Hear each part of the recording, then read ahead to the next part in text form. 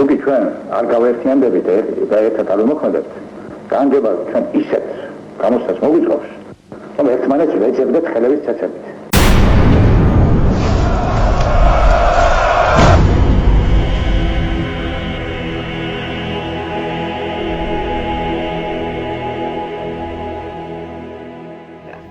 ძალიან ბევრი უიწყუეა, სიყალბეა, Комсохурки. Сплошное вранье, ложь, фальсификации. А твоя статья – это провокация КГБ и ЦК. Я говорю всем, что ты КГБшник. Чавчавадзе. Оскорбления я отвергаю. Я считаю тебя агентом КГБ. Элементарно. Я уверен. Звят, подожди же. Мать их всех так. ეროვნულ მოძრაობაში პირველი გარჩევა კოკა გაწერელიას სახლში მოხდა. მაშინ სუკის აგენტებს საკუთარ რიგებში ეძებდნენ. Тебе я пущу пулю в лоб. Слышишь, ты, чекист. ზურაბ ჭავჭავაძისთვის ტყვია არავის უსვრია. ერთ წელიწადში იგი უცნაური ავტოავარიის შედეგად გარდაიცვალა. ზურაბ ჭავჭავაძე იყო პირველი, რომელიც ეროვნულმა მოძრაობამ მოიკვეთა. საქართველოს ისტორიაში ყოფილა დიდებული წამები. მერაბ კოსტავა იყო ერთადერთი, რომელიც ეროვნული მოძრაობის დანარჩენ ლიდერებს და ჭავჭავაძის საზოგადოებას აერთიანებდა. თუმცა დაპირისპირება მაინც იყო და ეს 1989 წლის აპრილის დღეებშიც გამოჩნდა. აფხაზეთის სეპარატიზმის საწინააღმდეგო ლოზუნგით დაწყებული აქცია საქართველოს დამოუკიდებლობის მოთხოვნით დასრულდა. ეროვნული მოძრაობის სხვადასხვა ფრთის წარმომადგენლები დღემდე ვერ შეთანხმებულან, რა უნდა ყოფილიყო მაშინ მთავარი მოთხოვნა. ერთი ძალა იყო იმპერიის ასაკად უმაღლესი ელიტა, რომელიც მუშაობდა არა მარტო კონკრეტული სიტუაციისათვის, არამედ ისტორიისათვის. მას უნდა გამოიჩინა, რომ ეს ქართველების ბრბო დარბეულ და დახოცილ იქნა იმის გამო, რომ ისინი ვერ შეუთანხმდნენ აფხაზებს და რაღაცა აფხაზების საწინააღმდეგო რაღაცა ლოზუნგებით გამოვიდნენ ქუჩაში და დაარღვეს წესრიგი. ეს აქცია დაიწყეთ ზოგადად ამ მიზნით, რომ გარკვეული ნაბიჯები ყოფილიყო გადადგმული აფხაზეთის პრობლემის მოსაგვარებლად. იმიტომ რომ ჩვენ თვლიდით, რომ აი სწორედ ასეთი კონკრეტული რაღაც ნაბიჯების მიღწევა იყო გზა დამოუკიდებლობისაკენ და საერთოდ ნორმალური განვითარებისკენ. თვითონ 9 აპრილს ერთობა აი ედპ მაგალითად ტელესტუდიასთან ატარებდა მიტინგს, ხო? აქ ვინც ვიყავით, კი იყო ერთად, მაგრამ აი თანხმობა იმის თაობაზე რა ლოზუნგი უნდა ყოფილიყო და როგორ უნდა გვემოქმედა იმ მომენტში არ იყო. 10 აპრილის დილას 15 თანამოაზრე ქაშუეთის ეზოში იკრიბება და ეროვნულ მოძრაობას კიდევ ერთი კონსერვატიულ მონარქისტული პარტია ემატება. მოგვიანებით ეს პარტია ისევე დაიშლება, როგორც მთელი ეროვნული მოძრაობა.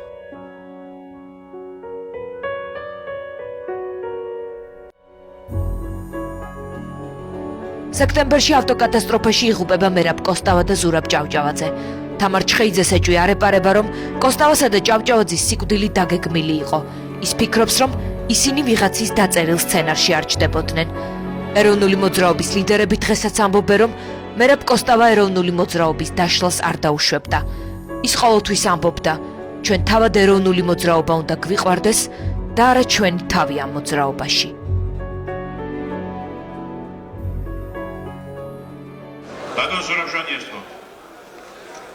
ეროვნულმა მოძრაობამ ერთად ერთი წელი იარსება. 1990 წლის 13 მარტს ფილარმონიაში იკრიბება კონფერენცია.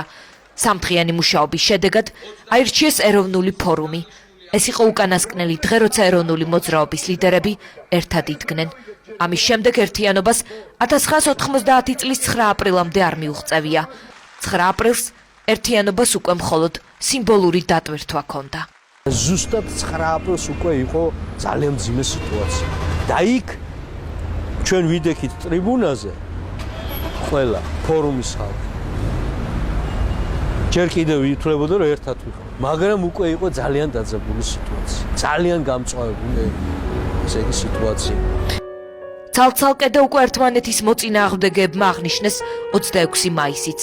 ზუსტად გამსახურდია მომხრეები ჯერ უნივერსიტეტის ეზოში შეკრიბა, შემდეგ კი ლოკომოტივის სტადიონზე. ხალხს არჩევანი ორ გზას შორის უნდა გაეკეთებინა.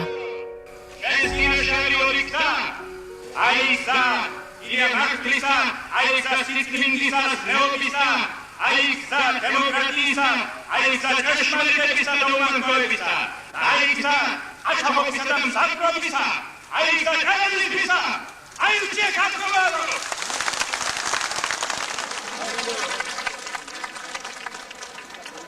ჭანტურიამ წერეთელმა და ფორუმში დარჩენილმა პოლიტიკურმა ძალებმა მომხრეები ჯერ მთავრობის სახლის წინ შეკრიბეს და მერე ცენტრალურ სტადიონზე. როცა გადიulis ეს ქარიშხლები საქართველოს რომ ციხიდან გავა, როცა მორალურ პოლიტიკური სულსხვანაირი იქნება ჰავა, მომავლის შუქზე გაისინჯება ყველა კამათი და ყველა დავა, ხალხი გაიგებს ვინ იყო კაცი და მაბადიეთ ვინ იყო გავა. 25 მარტს დანიშნული საქართველოს საბჭოთა სოციალისტური რესპუბლიკის უმაღლესი საბჭოს არჩევნები გადადებულია. ფორუმი უკვე გახლეჩილია. ფორუმში დარჩენილი ძალები კონგრესის არჩევნებისთვის ემზადებიან. კონგრესი ალტერნატიული ხელისუფლება უნდა ყოფილიყო. გამსახურდიას ფორუმიდან წასვლის მთავარ მიზეზად ფორუმში მხედრიონის გამოჩენა, იმელის შენობაში გასროლა და ლიდერებს შორის პიროვნული შეუთავსებლობა დასახელდა. მთავარი პრობლემა იყო, რომ მოხდა გარკვეული შეუთანხმებლობა ცენტრალურ ლიდერთა ნაწილ შორის. თქვა ზვიად გამსახურდიას და გიორგი ჭანტურიას შორის, ჩაბა იოსელიანსა და ზვიადის მეგობრებს შორის. ფორუმში განხეთქილება აღმოჩნდა ძალიან მძიმე. გამსახურდია ფორუმს ტოვებს და რგვალ მაგიდას აფუძნებს. ზვიად გამსახურდიას ორი არჩევანი ჰქონდა, ან კომუნისტური არჩევნები, ან კონგრესი. მან არჩევანი პირველი სასარგებლოდ გააკეთა. ჭანტურია კი ფიქრობდა, რომ კომუნისტურ არჩევნებში ეროვნული ძალები არ უნდა წასულიყვნენ. ჩვენ უნდა გამოვუწყდოთ ბოიკოტი საბჭოთა არჩევნებს. ეს კურსი გულისხმობს ერთადერთი არჩევნების იდეას, პარალელური არჩევნების იდეას უარყოფს, პარალელური კონგრესის თუ სხვა რამ არჩევითი ორგანოს იდეას უარყოფს და მოითხოვს არჩევას ერთადერთი ისეთი ორგანოსაც, რომელიც იქნება ქართველი ერისნებასობის გამომხატველი. კონგრესი გვებრძოდა ერთი ბოიკოტის მოწოდები და უშუალოდ პირდაპირ ლაძვაგინებითაც, ხო, ზვიადი გადავიდა, რა თქმა უნდა, მაშინ მკვეთრ პირისპირებაზე ყველასთან. არავინ ჩემს გარდა არ უპირისპირდება კომუნისტებს. კომუნისტებს ხო ებრძოდა და კიდევ უბრალოდ აი დასვა ხალხი ალტერნატივის წინაშე დააყენა. კონგრესი იყო არასერიოზული, მაპატიეთ ბავშვების ღლაბუცი, ის კონგრესი სუნთქავდა ერთადერთი ზვიად გამსახურდიას სიძულვილით. არჩევნებამდე მგალმაგიდას ტოვებს თემურ ჟორჟოლიანის პარტია. გაუგებრობა თავად გამსახურდიას ბლოკში იწყება. ჟორჟოლიანის წასვლის მიზეზი მისი ჭანტურიასთან მეგობრობა გახდა. აკაკი ასათიანი მაშინ მონარქისტი იყო და ჟორჟოლიანის თანაპარტიელი. რამდენიმე დღეში იგი ტრადიციონალისტად გადაიქცა და მგალმაგიდაში ხელახლა გაწევრიანდა. დაიძაბა, ეს სიტუაცია დაიძაბა, ემდენად დაიძაბა და მე მახსოვს, მე გვარემაგიდის რამდენიმე წარმომადგენელი მოვიდა, ახლა კონკრეტულად არ მინდა გვარები დავასახელოს, წაგეზე არიან. მოვიდა მეკითხეს, რაზეა საუბარი, შევდივართ ხელისუფლებაში, მონარქი და შევიდეთ ამ ხელისუფლებაში, თუ რაღაც ურთიერთობაში გასარკვევი გაქვს, ჩვენ და ზვიადთან რაღაცა გასარკვევი გაქვს, ეგ მე გავარკვევოთ. მე ნუ ჩვენი პოზიცია ასეთი იყო, ჩვენ ამას არ ვიკადრებთ კაცურად. ზვიად გამსახურდიას ჩამოვეკიდოთ, ძალიან პოპულარული იყო მაშინ ზვიადი ყველასთვის კარგად არის ცნობილი, ჩამოვეკიდოთ, შევიდეთ ხელისუფლებაში და მე დავწყოთ, მაგას არ გავაკეთებ, ჯობია რომ გარეთ დავჭერთ ჩვენ თქო. ზვიადმა თქვა, რომ აი ეს ფრთავ მონარქიზმის იდეა აუცილებლად უნდა იყოს მგალმაგიდაში. მე უთხარი რა მანდა მაინც პარტია ხო არა? არა, აი სწორედ ეს მიმართულება პოლიტიკური უნდა იყოს.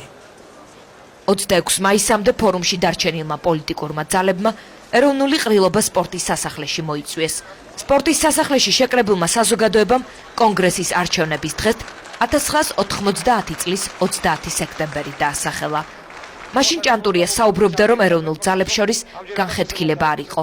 ის რასაც სიტყვაზე თქვა ობივადელი განხეთქილებად ნათლავს, კინკლაობად ნათლავს, რომ სინამდვილეში ეს არ არის განხეთქილება და კინკლაობა, ეს არის ძალიან სერიოზული ბრძოლა იმისთვის, თუ რა გზით წავიდეს ეროვნული ბრძოლა.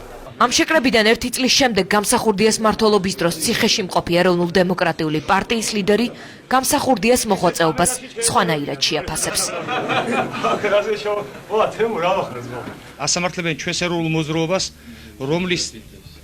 რომლის წევრობა და ლიდერებმა სხვებმა მიიწერეს, ასამართლებენ ქართველი ხალხის მრავალსაუკუნოვან სწრაფას დასავლეთისაკენ. დღეს ქართველი კაცის თავისუფლების მკვლელობის მცდელობას აქვს ადგილი. ფორუმი კონგრესისთვის ემზადება. ზვიად გამსახურდიას მგალმაგიდას კი სხვა პოლიტიკური ამოცანები ჰქონდა. ჯერ მთავარი იყო გუმბარიძის ხელისუფლებას დემოკრატიული საარჩევნო კანონმდებლობა მიიღო. აქციები დაიწყო სამტრედიაში, რკინიგზის ხაზი გადაკეტეს. ეს პარალიზება ემსახურება, რომ ხელისუფლებას ცოტა ყურები გამოვაფერთხილოთ და შევაგნებიოთ, რომ ეს საჭიროა და ნამდვილად გასაკეთებელი არის ბოლოს და ბოლოს დემოკრატიული არჩევნები ჩატარდეს საქართველოში და მოვითქვათ სული და ყველაფერს ამას საშუალო დაადგეს რადგომარეობაცაა. აგვისტოში ახალი საარჩევნო კოდექსი უკვე არსებობს. 28 ოქტომბერს საბჭოთა საქართველოს ისტორიაში პირველი მრავალპარტიული არჩევნები იმართება. არჩევნებისთვის 36 პარტია და 5 ბლოკი ემზადება. ზიადმა ჩამოუვარა ყველას. ნანეიშვილს შესთავაზა, ბაქრაძეს, ნათაძეს გავერთიანდეთ. კომუნისტები არ არის სახომარო ძალაო, ხო, საბჭოეთი უდგა ზოგს უკანო, დიდი რესურსი აქვს. გავერთიანდეთ. ცხონებულ აკაკი ბაქრაძეს უთხრა მახსოვს ეს კარგად დავამახსოვრდა ბოლოს რომ არაზე უპასუხა უარეთ. თქვენ მაინც გაერთიანდით დანარჩენებია. არჩევნების წინა ხამეს კონგრესში გამარჯვებული პოლიტიკური ძალები ხალხს მოუწოდებს რგვალმაგიდას ხმა არ მისცეს. შედეგი მოულოდნელი არ იყო. ზვიად გამსახურდიას ბლოკი უზენაეს საბჭოში 155 ადგილს იკავებს. პირველივე სხდომაზე ხმათა უმრავლესობით იგი უზენაესის საბჭოს თავმჯდომარედ აირჩიეს. გამსახურდიას ხელისუფლება ატარებს რეფერენდუმს. ქართულმა ხალხმა პასუხი გასცა შეკითხვას, გსურთ თუ არა საქართველოს დამოუკიდებლობა. 1991 წლის 9 აპრილს რეფერენდუმის საფუძველზე საქართველომ დამოუკიდებლობა გამოაცხადა. სიმბოლურია საქართველოს დამოუკიდებლობის აღდგენის გამოცხადება 9 აპრილს, ვინაიდან ამ დღეს გადაწყდა საქართველოს ბედი. 9 აპრილის წამებულთა სულები დაგვრცქერიან ჩვენ და ხარობენ ზეციურ ნათელში, რამე თუ აღსრულდა ნება მათი, აღსრულდა ნება ქართველი ერისა, გაუმარჯოს დამოუკიდებელ საქართველოს. არავდეს ღერთი. ზეიმობდა ხელისუფლებაც და ოპოზიციაც, თუმცა დაპირისპირება ზეიმით არ დასრულებულა. დაპირისპირების მთავარი ეტაპი დაიწყო. როდესაც მიმდინარეობს ბრძოლა ერთი ქვეყნის მეორესთან, იმ პერიოდში ხელისუფლებასთან ოპოზიციაში დგომა ნიშნავს მტრის მხარეზე ბრძოლას. არა აქვს მნიშვნელობა ეს შეგნებული ბრძოლაა თუ შეუგნებელი. ირაკლი წერეთელი იმ პერიოდს მაინც ეროვნული მოძრაობის გამარჯვებად მიიჩნევს. ეს ორი წელიწადი არის არა ეროვნული მოძრაობის დაქუცმაცების, არამედ ეროვნული მოძრაობის გამარჯვების პერიოდი, იმიტომ რომ ეროვნული მოძრაობა მართავდა საქართველოს ხელისუფლებიდანაც და ქუჩაშიც. წერეთელი ბარიკადების სხვა მხარეს იდგა. მიუხედავად ამისა 1993 წელს, როცა გაქცეული გამსახურდია ზუგდიდში დაბრუნდა, ირაკლი წერეთელი სამეგრელოში ჩავიდა. 30,000-ზე მეტი ადამიანი, რომელიც ზვიად გამსახურდიაში ჩამოსვლიდან ნახევარ საათში შეიყარა ზუგდიდის მოედანზე, ტაშის გრიალით შეეგება ჩემსა და ზვიადის შერიგებას. კარგი იქნებოდა ეს შერიგება ბევრად უფრო მომხდარიყო. მაგრამ ეს მარტო ჩემი ბრალი არის. დღეს არავის სურს გაიხსენოს დეტალურად დაპირისპირების ისტორია. ერიდებიან იმაზე საუბარსაც, თუ რა გახდა საბედისწერო შეცდომის მიზეზი. პირადი ამბიციები, გულუბრყვილობა, არასწორი ხედვა პოლიტიკური პროცესების და ასე შემდეგ. ჩვენ ყველას, ვინც ეროვნულ მოძრაობაში ვიყავით, მიგვაჩნდა რომ ჩვენი პოლიტიკური ინტელექტის დონე ძალიან მაღალია. სამწუხაროდ ჩვენ ასე გვეგონა. აქ იყო რა თქმა უნდა რაღაც წმინდა ფსიქოლოგიური წინააღმდეგობები პიროვნებებს შორისაც სერიოზული. ზოგი იყო აგენტურა და ზოგი უბრალოდ ცდარ მიმართულებას ირჩევდა და ეს იყო შეცდომა. ძლიერი ინდივიდუალობა იყო, გამორჩეული ხასიათის ადამიანები იყვნენ და აი შეუპოვარი სულის ადამიანები იყვნენ, ურჩები იყვნენ ბუნებით. აღიარებენ, რომ პოლიტიკურ შეხედულებებთან ერთად მნიშვნელოვანი იყო პიროვნული თვისებებიც. დისიდენტები ძლიერი ადამიანები იყვნენ და კომპრომისზე წასვლა უჭირდათ.